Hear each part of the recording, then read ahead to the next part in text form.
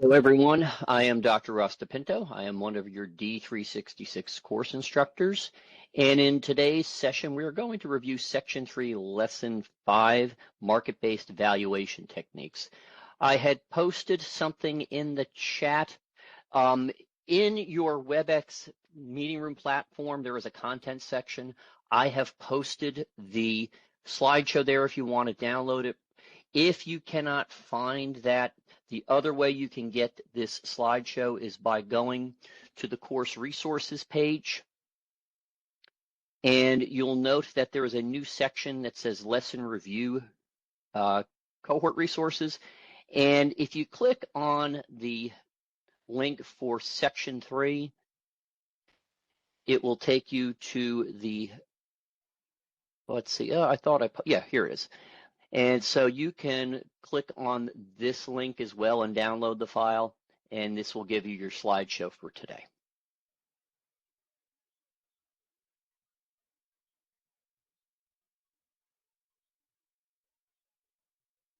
So for this particular lesson, all of the content is going to be embedded in the actual OEX platform. There's also a video from LinkedIn Learning. The thing to consider is that there's no e-text content for this particular lesson. So in this session, we are going to present an overview of market-based valuation techniques. We're going to review several of the most used market-based valuation techniques and provide worked calculation examples of each. And the ones we're going to cover in detail are the market capitalization technique, enterprise value, asset-based valuation, and price to sales multiple. The other topic we're going to discuss is the use of a football field chart and how you can use them to consolidate and compare the results of multiple valuation techniques for analysis purposes. So another thing before we start, it's a good idea to have your calculator and some scrap paper available to take notes and to walk through the calculations we're going to present in the session. Another rule of thumb for these types of applications is making sure your calculator is set to 4 decimal places.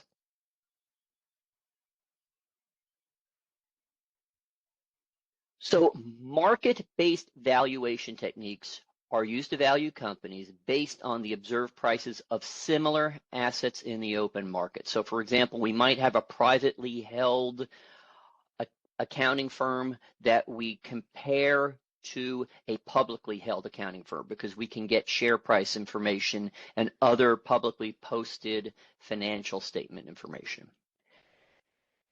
And this allows us to compare the target company to publicly traded firms, and we can consider the deal size that we might have to undertake, the industry sector they're in, and any other economic content that needs to be taken into consideration at the time of the transaction. And the example I readily use is COVID, because at the time before COVID, there were certain economic conditions happening that were far different than those when COVID hit.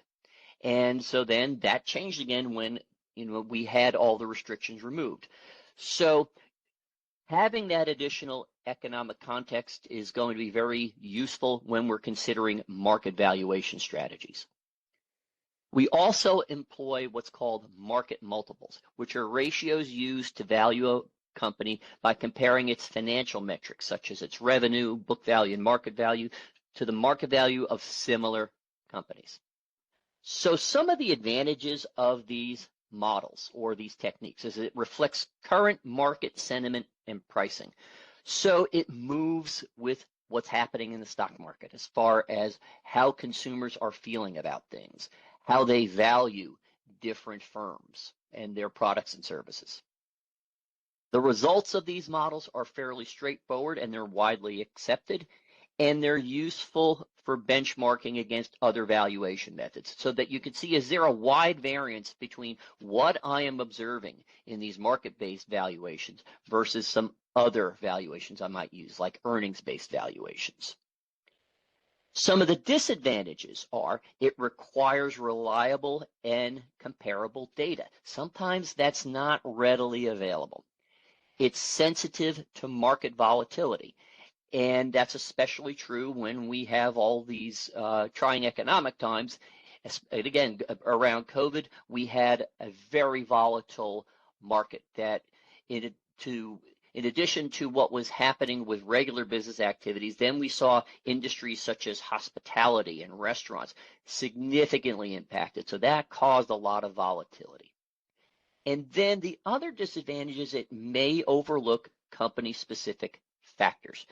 What we're dealing with here is a lot of equity-based information. And sometimes it doesn't, we're not going to be taking into consideration the big picture, meaning what is the firm's debt structure as well?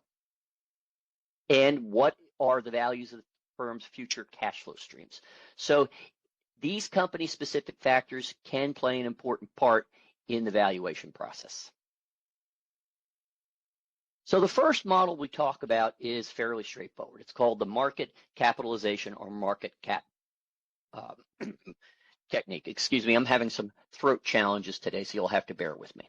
So the calculation for market capitalization is the share price of the stock times the number of outstanding shares. And the rationale for using this is it provides us with the total value of the company's equity, or how much does the shareholder have as value in the firm. And it helps us to classify companies. And there's three bandwidths we use: small cap, which is 250 million to 2 billion, mid cap, which is 2 billion to 10 billion, and large cap, which is over 10 billion. And it helps investors compare company sizes across sectors and industries. So it allows you, as you're looking at these market capitalization structures, to diversify your portfolio as needed. It also helps us to screen our stocks by investment style, whether the firm is in a growth phase or if it's in a true value phase, meaning it's in maturity and we're just using it as a quote unquote cash cow, so to speak, just for consistent earnings.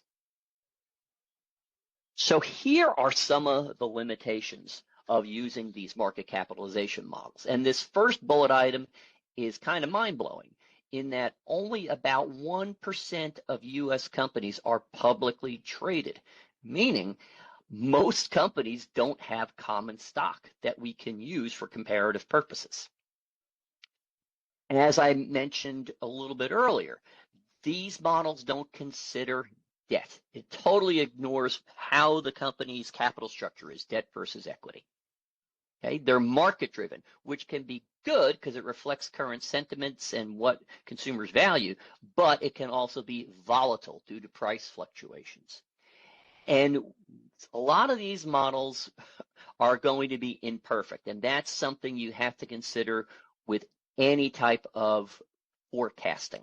It's a dismal science, meaning you're probably not going to be 100% correct. To have a perfect valuation requires a perfect market and perfect information. And that is not a realistic expectation when your market is volatile. This market capitalization value also doesn't tell us if the firm is undervalued or overvalued. It just gives us a snapshot. It also ignores other financial fundamentals. For example, this calculation doesn't include the firm's revenue, profit, or cash flows. And so the thing to take away from the use of the market capitalization model, it's a quick snapshot to show you the company size, but it should also be used alongside other metrics that bring in more robust figures, such as your future cash flows, so that you get a much fuller financial picture. So here is a simple worked example. And we have Mary is analyzing a publicly traded company to understand its market value. She finds that the company's current share price is $50 and it has 100 million shares outstanding. So the math on these problems is very straightforward. That's why folks like it. And so to find the market cap value based on this information, first thing we do is identify the known values. So based on the formula, we want our share price and our number of outstanding shares.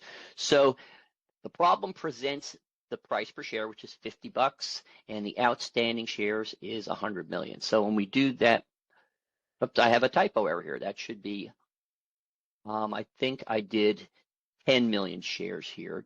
This should be 10 million. And so that's what we'll base the calculation on. And I will send you a corrected slide. This is the first time we're running through this particular session, so there might be some typos that I need to correct. So we'll take $50 times 10 million in outstanding shares, and that would give us a market value of 500 million.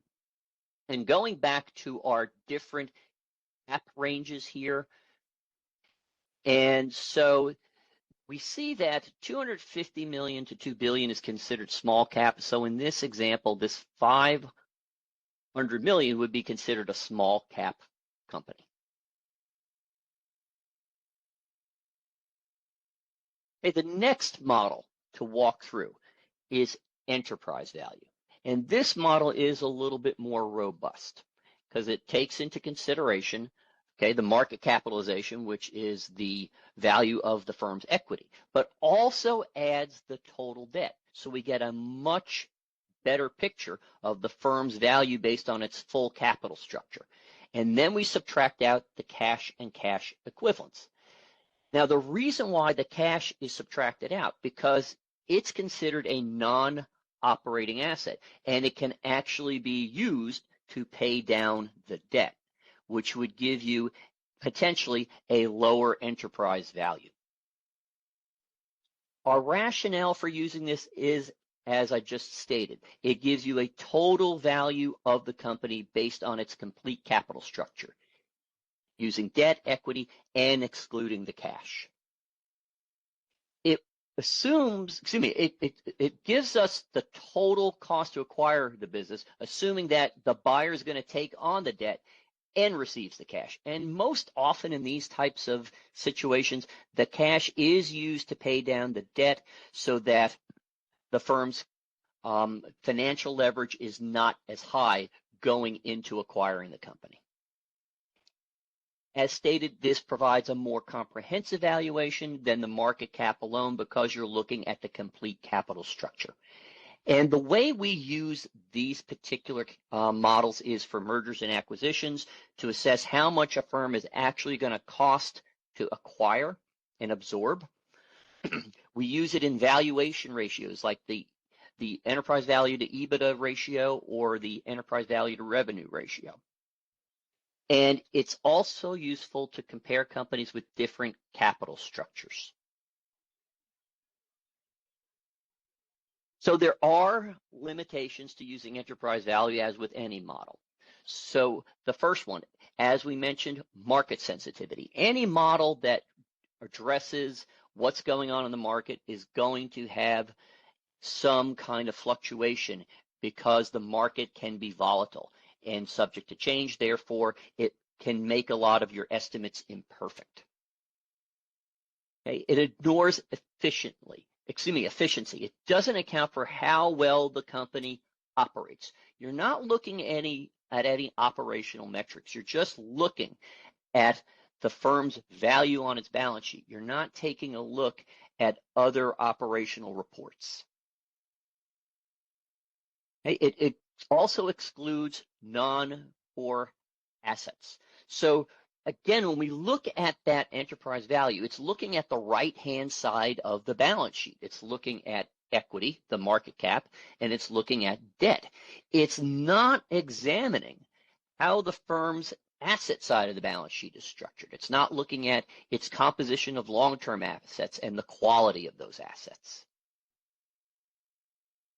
Okay, it's treating all debt equally. So that means it's actually simplifying the debt risk. You're not really breaking down and doing a detailed analysis of how debt is going to mature in this structure. Are you going to be on the hook for some bonds that are going to mature in a year versus those that are going to mature in 10 years? And it could be, you have a total debt figure of, let's say, 20 million. And it could be that 15 million of that debt is going to mature in a year. So that means you're on the hook to have a $15 million cash outflow pretty quickly. And so just using that enterprise valuation is not going to reflect that. These types of models are also not very well suited for cross-industry comparisons because Most industries don't have the same capital structures in organizations. Some are very capital intensive, some aren't. So you're looking at a total number and not really decomposing it. There's no growth insight. So it doesn't look at the potential future cash flows that the organization may generate. And so that's a big source of an ongoing business concern, is how much cash is it going to generate in the future, regardless of what I pay for it now. And that's going to impact the firm's value over time. The other thing about this particular type of valuation, it can be misleading. It overlooks off-balance sheet liabilities, such as operating leases. Operating leases don't show up on the balance sheet. They're considered expenses and only are going to show up in the income statement. And unless you dig, you're not going to find that detailed information. And also does, as I mentioned, doesn't consider the asset quality. We're only looking at the right side of the balance sheet, the liability and equity, and we're not really doing a deep dive on the asset composition. So let's work through an example of enterprise value. In this example, XYZ Corporation is a publicly traded company. An investor wants to assess its total value, including debt and cash holdings. The company has the following financial data. So we have a market cap of 500 million, net income of 43 million, hardware depreciation of 10 million, total debt of 200 million, and cash equivalents of 50 million. So the question is asking us, what is the enterprise value of XYZ Corporation? So the first thing we have to do here is identify the known values. And that means the known values that are relevant. And so in this case, the only numbers that are relevant out of all the data is the market capitalization, the total debt, and the cash and cash equivalents. The next thing we're going to do is plug those values into our formula. Okay, so when we pull up our calculator here, we have an enterprise value is going to consist of the market cap of 500 million. And because we're using millions as a common scale, we don't have to add all the zeros at the end here. So we have the market cap of 500 million plus the debt of 200 million. Then we're going to subtract out our cash and cash equivalents of 50.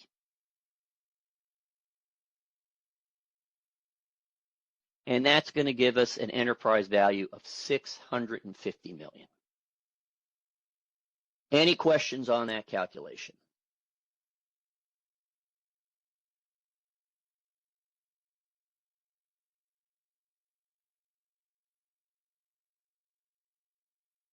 Okay, the next valuation method to consider here is asset-based valuations. And just as enterprise value focused on the right side of the balance sheet, our asset-based valuations are going to focus on the left side of the balance sheet, the value of tangible assets. So the best way to use these types of valuations is for businesses with minimal intangible assets or brand value. And I'll give you an example. If you look at corporations like Coca-Cola, well, one of the big assets they hold is an intangible asset. It is the formula for original Coca-Cola, and it is worth billions upon billions of dollars. But, you know, that has been accumulated over time. And so when we talk about firms that are emergent or have just started to build a client base and starting to generate revenue, well, they may have like an app or something that's an intangible asset, and we really don't know how much that asset is going to be worth over time yet. It hasn't accrued enough value to give us a true valuation because it's an intangible. And in this case, key consideration we have to have in mind is that determining the fair market value is going to be essential in coming up with a good valuation. And so some of the challenges when we do asset-based valuation is that the financial statements we get this information from is going to reflect historical or depreciated values, not fair market value. And when we talk about fair market value or market worth, a lot of times you're talking about replacement cost. And so, for example, if you just use, a home as an example, if you lost your home in a natural disaster or a fire, it's going to cost you a lot more to replace that asset than it did when it was originally built. So that's not considered when we're looking at this from a balance sheet perspective. And as I just mentioned about intangible assets, when you have a new firm that might have something like an app they've developed, yeah, there's future potential, but we don't see what the true value of that intangible asset is like we do for the formula for original Coca-Cola, because it's been around for so long and we know and can track how much Coca-Cola sales for that product have been in the market. And another thing we have to consider is that we may have to adjust the valuations to reflect what the asset is truly worth, not just its book value.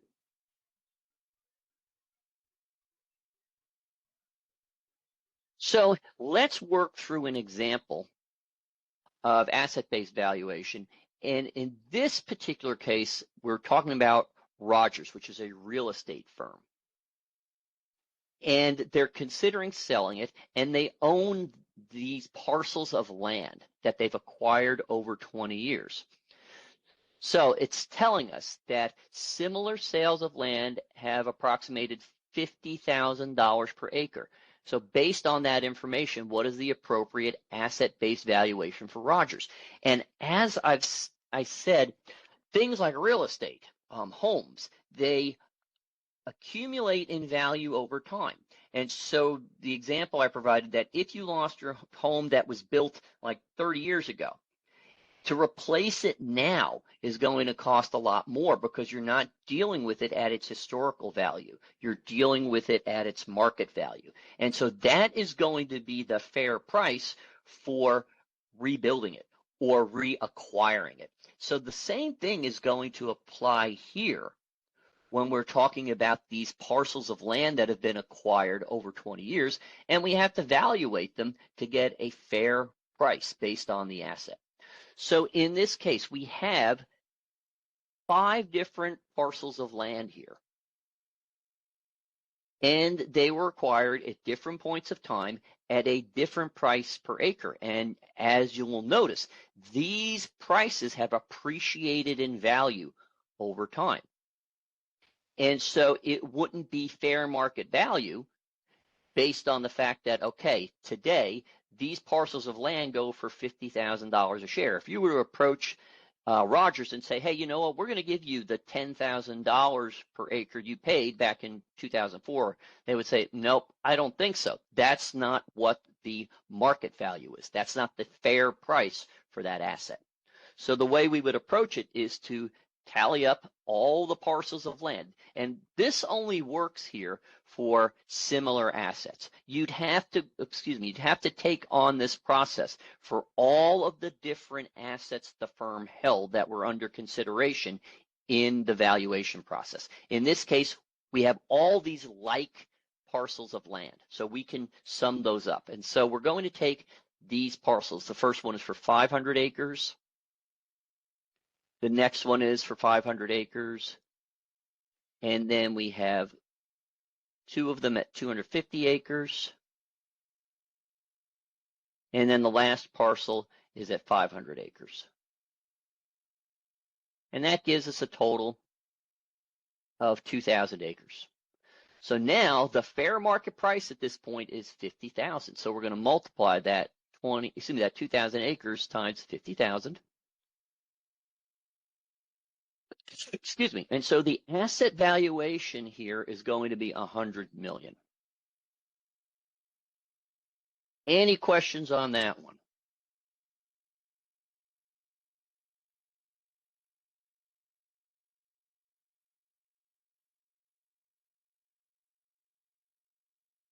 Again, these two models are very straightforward, but they're also limited because they're only dealing with different components of the firm.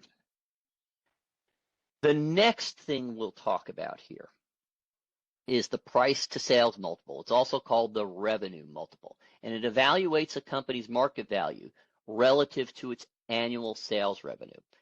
And so the way we figure that out is we take the price or value of the firm and divide it by its annual sales revenue.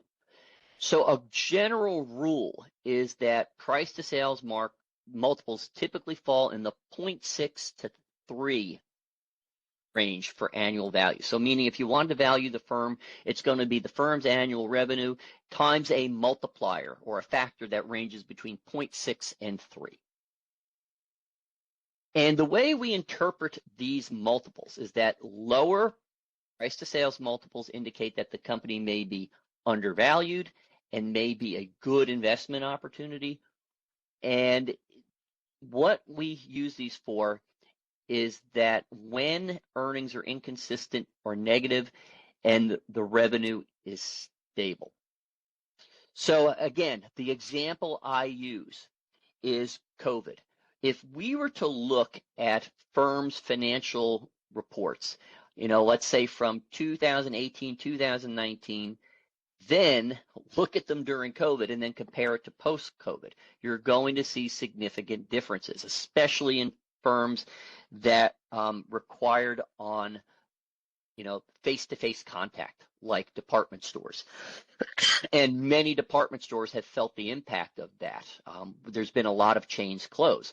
And so their earnings and their revenue were inconsistent if you took a look at those three segments in time, prior to COVID, during COVID, after COVID. And so the way they've made up for it is, with online sales. So if you have that stable revenue stream, these are going to be useful. But if you have those real volatile revenue streams, this might not be the best way to approach valuation.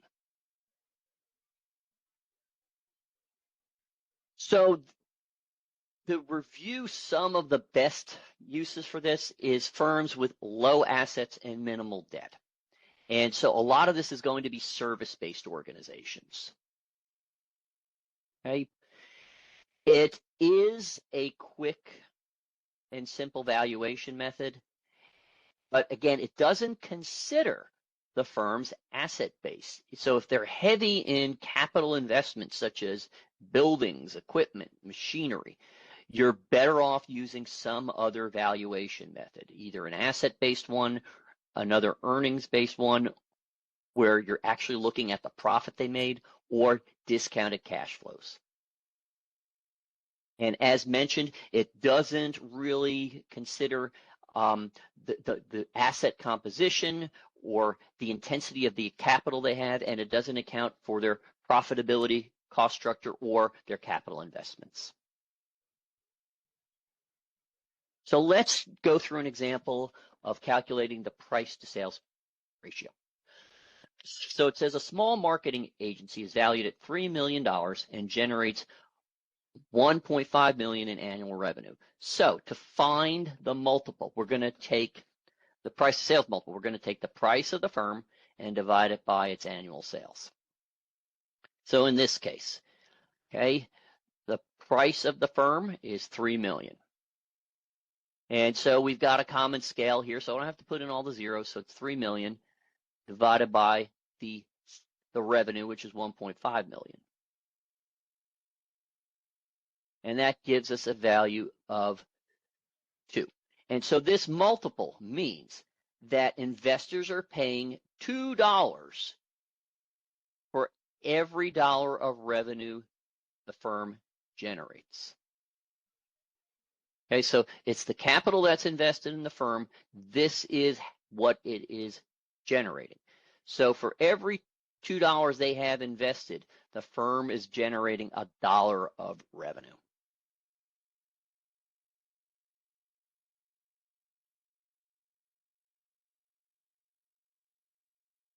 Okay, so here's another example.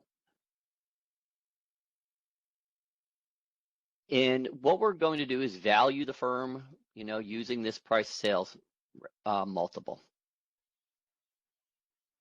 Okay, and oops, I'm sorry, I'm having some issues. I got a new mouse and I haven't changed the sensitivity settings yet, so I apologize for that in advance. So in this case, we have Fox and Associates, and it is an accounting firm with an established practice for bookkeeping and tax clients. And PC means professional corporation. Many clients have been meeting with the firm for 10 years or more. The firm's founding partners wish to sell the firm to a regional firm that wishes to expand into Fox's market. Fox's annual revenues are $4 million. Similar businesses have sold for a price sales multiple of 1.5. What would the regional firm expect to pay for Fox? So the first thing we have to do is identify the known values. So based on this model, we need to know the price of the firm, and we need to know its revenue. So in this case, we have the multiple. So we already have that information. So now we're just figuring out how to value the firm. And so we're going to take this revenue and multiply it times the price sales multiple. And so we plug the values into the formula. The firm value is going to be either revenue times the price sales multiple. So the firm is worth $4 million. The price sales multiple is 1.5. So the value of the firm is $6 million. So this is just another way of applying the model.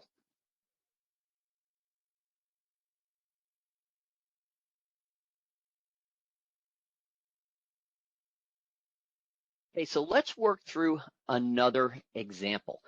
In this case, though, we might not have all the information available directly, and so we have to use other information from the financial statements to arrive at our value. And this is important because this links back to some concepts that go to the income statement, and knowing the structure of the income statement and the key performance metrics that are calculated there. So let's walk through this. Wise Owl is a local consulting firm with an established practice and growing client base. Many of the clients have been with the firm for 10 years or more. The firm's founding partners wish to sell the firm to a regional firm that wishes to expand into Wise Owl's market. It has an annual gross margin of $3.8 million, net income of $1 million, and cost of goods sold of $0.2 million. Similar businesses have sold for a price sales multiple of 2.5. What should the regional firm expect to pay for Wise Owl? So in this particular case, we don't know the revenue, right? The value of the firm is based on revenue times price sales multiple. The revenue isn't presented, so you have to derive it from the other income statement information available. And so the first thing is knowing some of the key formulas off the balance sheet. Okay, and one of those is that if we look at their income statement. So if we look at the income statement, we know that if we start at the top line, that gross margin is revenue minus cost of sales or cost of goods sold. So to work backwards from the bottom up to get revenue, we would take our gross margin plus our cost of goods sold. And keep in mind, net income is not considered in this calculation. So that piece of data wouldn't be used in this calculation. So we have to work backwards from this income statement data. And so we take our revenue is going to be equal to our gross margin plus the cost of goods sold. That's going to be 3.8 plus 0.2 million to give us a value of 4 million. And then we have our price sales multiple is listed. So the next step is we're going to plug those values in.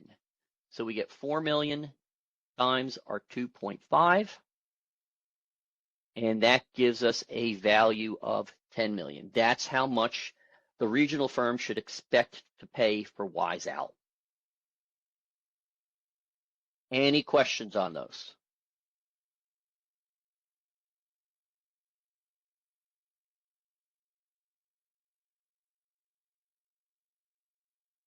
Okay, so the next thing we will discuss here is the football field chart. And these are very useful tools for visualization purposes. Now, as you saw here, when we talked through these valuation techniques, one of the things that was mentioned was that you may want to use a variety of techniques, because what's going to happen, as you saw, when we go through the different models, for example, market capitalization, it only considers the firm's equity. We go to enterprise value. That's a bigger picture. It looks at the entire right side of the balance sheet. We're looking at the debt, the market capitalization, but then we're subtracting out cash. The asset valuation model, okay, that's using the left side of the balance sheet, the value of the assets. And this price to sales multiplier, well, it's using information from the income statement as well. It's using the revenue. And so because we're using different data in each one of the evaluation techniques, we're going to end up with different terminal values for those calculations, and they can have a lot of variability. And so it means, just like with ratio analysis, we typically don't just use one ratio to evaluate a firm's performance. The same principle applies here. We typically don't use just one valuation method to place a value on a firm. We calculate the results from different techniques, and then we compare them to see ranges of values, to see what would be a reasonable expectation based on the variability we're seeing in all the different valuation models we've applied.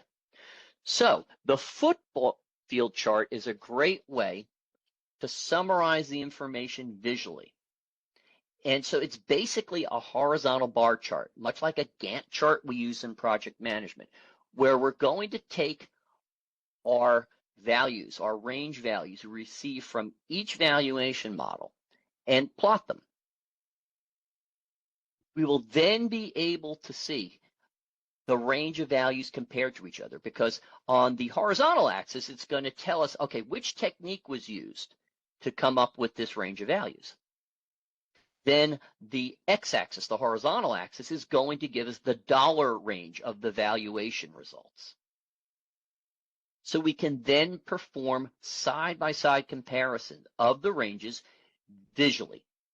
And it helps us quickly grasp the spread and the central tendencies, where things lie as far as an average or a median for the different valuations. And it lets us see, are there big discrepancies, and is the firm potentially undervalued or overvalued? So these types of charts are commonly used in investment banking, in corporate finance, and especially in mergers and acquisitions. And you'll see M&A, throughout finance literature. M&A means mergers and acquisitions. And when we do presentations on mergers and acquisitions, there will typically be a football chart where the analysts have used a variety of techniques to show the potential investors, okay, here's the different values we've come up with. And then based on numerous factors, they'll come up with a good starting place for the valuation of the firm. By taking the information and plotting it out, it makes the valuation defensible, because you're saying based on a range of different values from different techniques. It's a process called triangulation, meaning you're not just looking at one technique. You're looking at multiple techniques using multiple points of data to come up with a more holistic view of the valuation. And because a lot of the calculations, especially when you get into discounted cash flow calculations, can be complex, having it just laid out visually on a graph makes it much easier to explain and to justify to potential investors. So let's take a look at a football field chart here. So in this example, an analyst valued a firm using 4 different market valuation techniques for potential acquisition. So a price to sales multiple was used, and a range of values between 42 billion and 65 billion was developed. Asset-based valuation came up with 40 billion to 55 billion. Enterprise value came up with 50 billion to 70 billion, and then market cap came up with 45 to 60 billion. And so each technique produced a different range of values. So the football field chart will be now used to visualize the ranges of values here. So the first thing we're going to do is we're going to take the results from the price to sales multiple. We'll put that range on there. There, we're going to add the asset-based valuation. And you can see already the price to sales multiple has a very wide range here, whereas the asset-based valuation has a much narrower range and a much lower range. Does anybody want to venture a guess why that asset-based valuation is lower? You could type it in the chat here.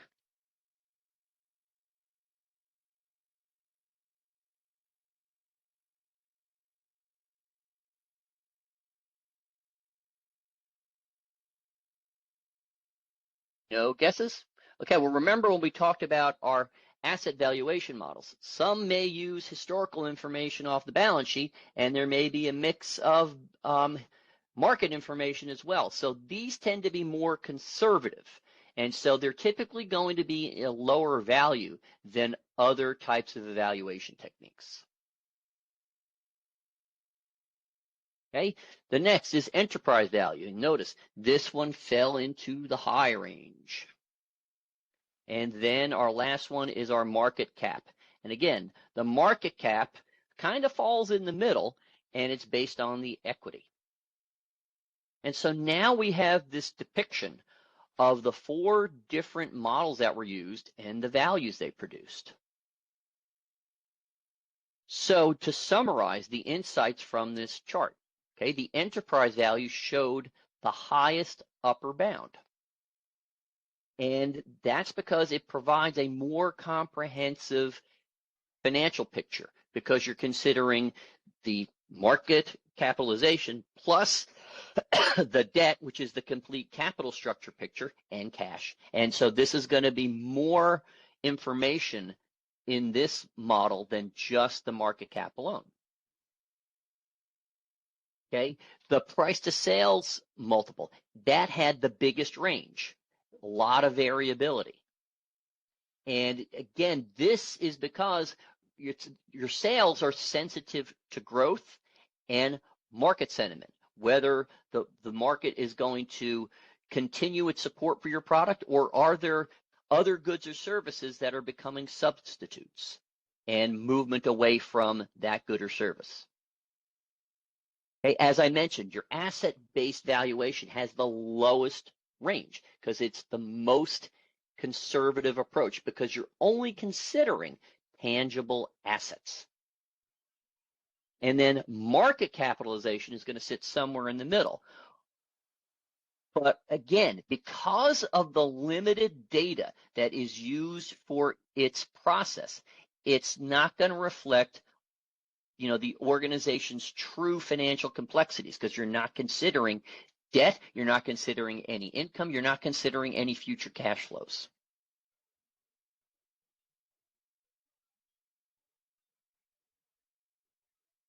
Now, strategically speaking, when you're applying these models, if you're looking at a company for investment purposes, your enterprise value and price sales multiples are going to be more relevant when you're talking about growth-related firms. If you're looking to frame out an acquisition or a liquidation scenario, asset-based valuation is going to be providing your grounded baseline, especially in liquidations, because here's the thing to consider. When you're liquidating a company, there's no expectation of future cash flows, right? You are basically trying to, you know, strip down the company and sell it for whatever you can get. Because a lot of times when we liquidate companies, it can go for pennies on the dollar.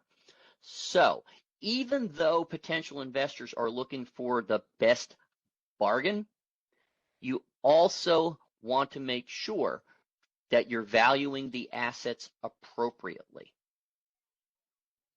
Okay, and then lastly, your market cap is useful for benchmarking, looking at the way other firms that are similar are valued, because it's based on the market. It's based on the shareholders' equity in the firm that's openly traded.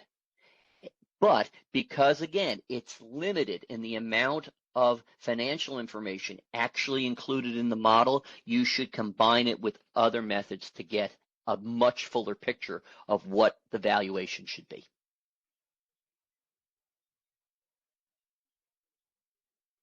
Okay, so to summarize what we've reviewed so far, market-based valuation methods are used to value companies based on observed prices of similar assets in the open market.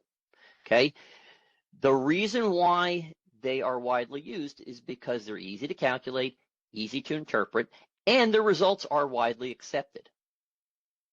They reflect market conditions in their pricing, and it's useful to compare them against other valuation methods. But the big caveat is that these methods require reliable and comparable data to have any analytical value. They're subject to market volatility, and they don't consider other significant factors like future cash flows, and may overlook company-specific factors, such as their capital structure of debt to equity. Okay, the last thing we just reviewed was that football field charts can be useful to consolidate and compare the results of multiple valuation models to help us in our decision-making process. And lastly, selecting the most appropriate market-based valuation techniques to employ is going to be highly dependent on the type of firm we are evaluating. Some are suited for firms that don't have a high capital base, some are. So it's making sure we understand the full nature of the firm we're valuing before we apply any of the models. So as we have gone through some of this, I hope you all have the handouts, the slideshow available. We'll go through some review questions just to see how folks are tracking here. And if you want, you can type in your responses in the chat. And so let's start with this question. What is the primary basis for market-based valuation techniques? And you can just type your response here, A, B, C, or D, in the chat, and we'll walk through the correct response and why it is the correct response.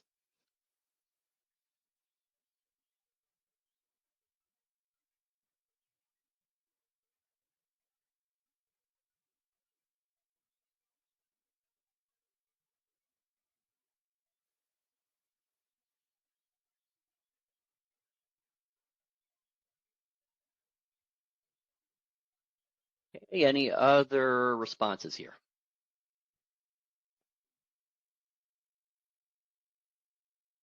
Okay, and the correct answer is C. Everybody who posted got that correct.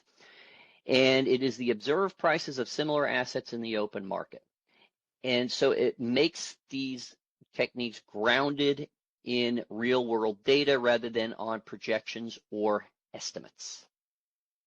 Good job on that one. Okay, so what is a key advantage of using market multiples in valuation?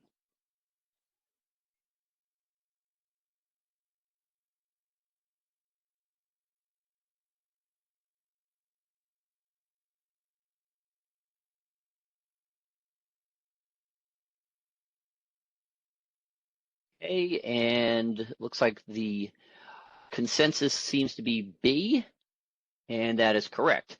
That one of the main advantages of our market multiples is that it reflects current market sentiment and pricing.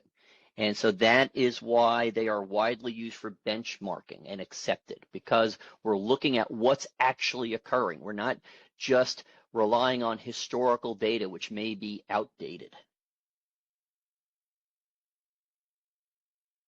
Okay, what does market capitalization primarily represent?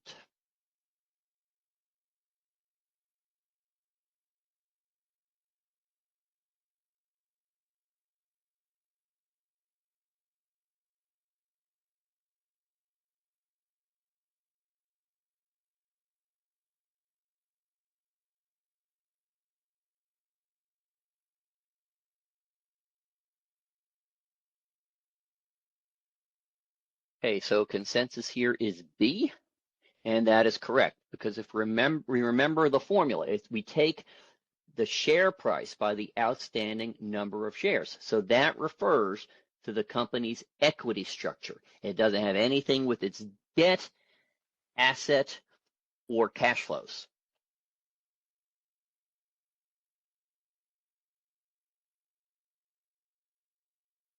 Okay. Which types of firms is the price sales multiple most appropriate for?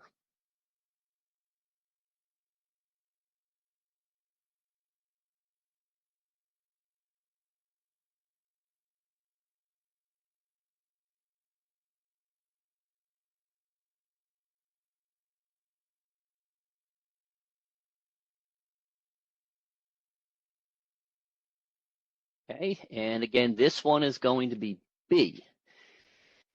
We're looking at service firms with low fixed assets and debt, because this price sales multiple does not consider important data like the firm's debt obligations.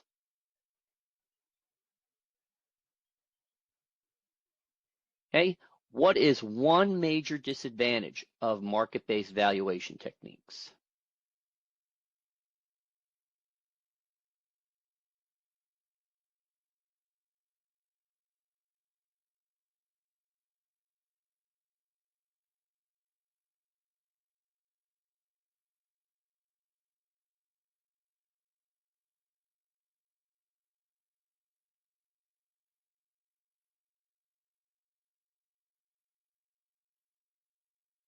Okay, and consensus here appears to be C, and that is correct. These types of valuation techniques may overlook company-specific factors like the debt structure, and we know that for sure when we take a look at market cap, because there's no consideration of debt in those particular calculations.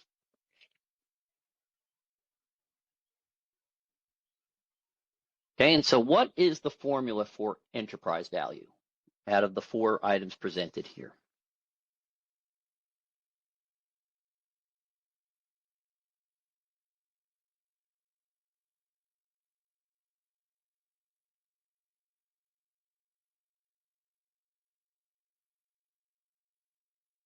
Okay, consensus seems to be B, and that is true. We take our market cap plus our total debt minus the cash and cash equivalents, because that is going to be the more complete picture of the firm's acquisition costs, because it includes our debt, but it excludes cash, because cash can always be used to pay down debt to have a more clear depiction of the firm's worth on the balance sheet.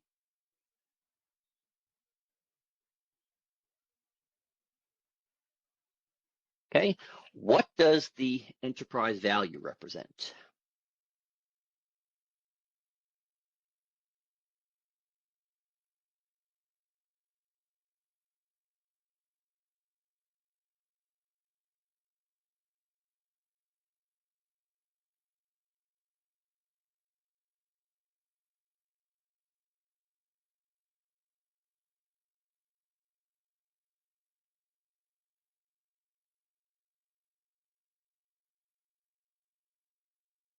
Okay, and let's see here. And again, the enterprise value is going to represent the cost to acquire a business, including the debt and excluding cash. Okay, because remember, the formula is the market cap, which is the equity, plus the debt minus the cash and cash equivalents. And so that's the cost to acquire the building because it includes the debt, and we subtract out the cash. So it makes it a more comprehensive view of what it's going to cost to buy the firm or acquire the firm.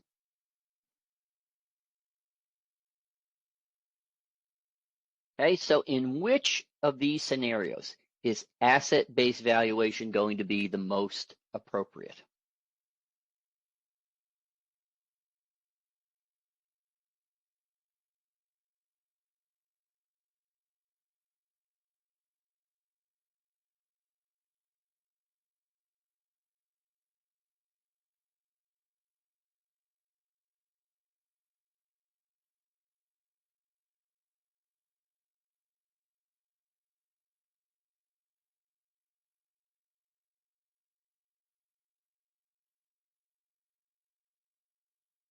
Any other responses here?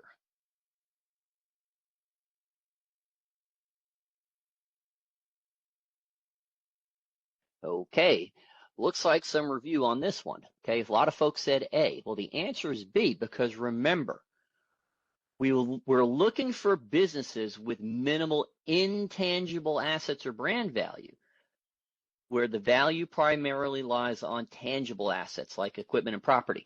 The example I used was, okay, a firm that's going to have a highly valued intangible asset would be Coca-Cola. The formula for Coke Classic is worth billions and billions of dollars.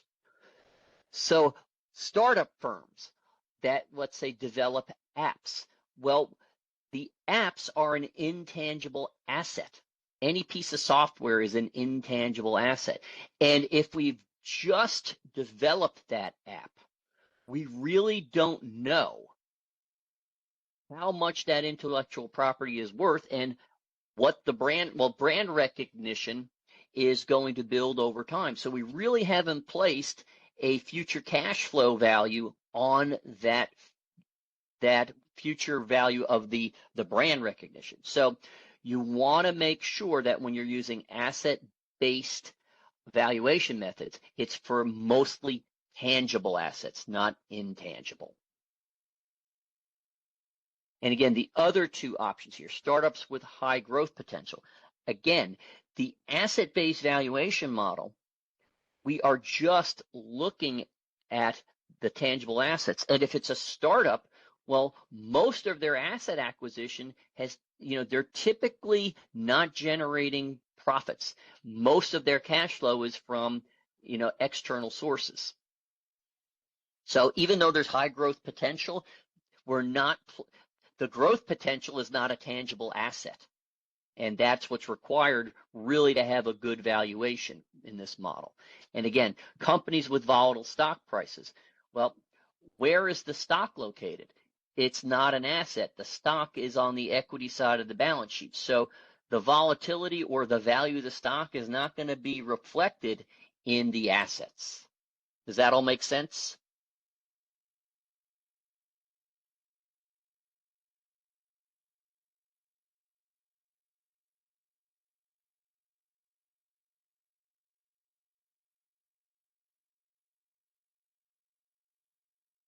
Okay, so what is a key challenge of using asset-based valuation?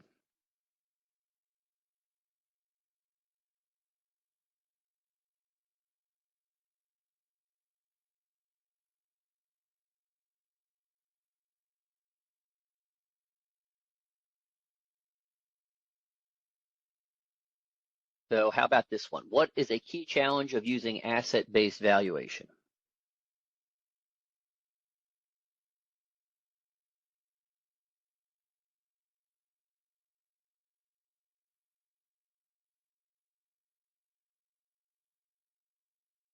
Right, looks like consensus is C, and that is correct. It relies on historical or depreciated values that may not reflect current market worth. Okay, and again, the example we use with our real estate company, if you really want to value something like a real estate company that holds parcels of land, you've got to use market prices. because using the historical value is not going to be, number one, accurate, and number two, the owner of those assets is not going to accept your offer. If you're trying to buy something that was purchased 40 years ago and has appreciated over time, the asset owner is not going to accept the historical price. They're going to say, no, this is what it's worth in the market. I mean, just look at real estate prices for homes. You know, I know that I grew up in the 60s. I know that the house my parents bought in 1959 went for, I think, about $6,000. I think the last time I checked prices in that part of New Jersey, you know, it was worth close to $1 million, and it's not anything big. It's just that's what the market appreciation was over time. And so if you were to go back to the original homeowner and say, hey, I'll give you the original value of your asset at $6,000, I'm like, no. Zillow says it's worth about $900,000. So that's what you have to consider.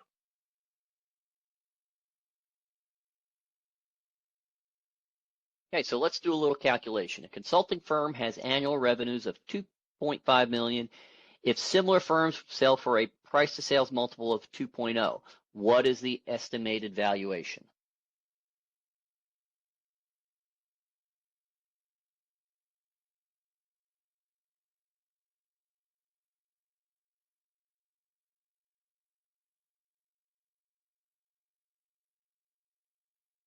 Okay, and the answer is going to be $5 million. We take our revenue of 2.5, multiply it by 2. That gives us a value of $5 million. Okay, so what is the primary purpose of a football field chart in finance?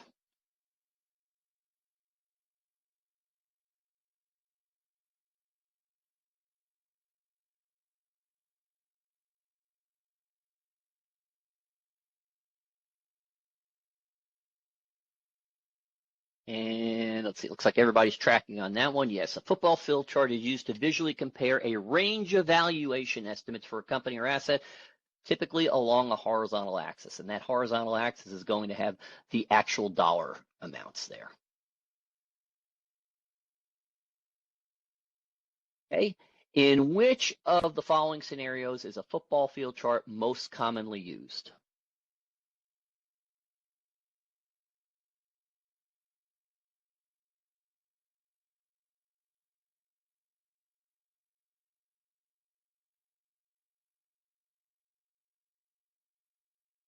Okay, and the answer is B, in investment banking and M&A, which is mergers and acquisition presentations, because it allows us to perform a variety of different valuation methods to see the ranges of values that have been generated based on the different data that goes into the different models, so that we can come up with a good estimate that takes a more holistic approach to the value.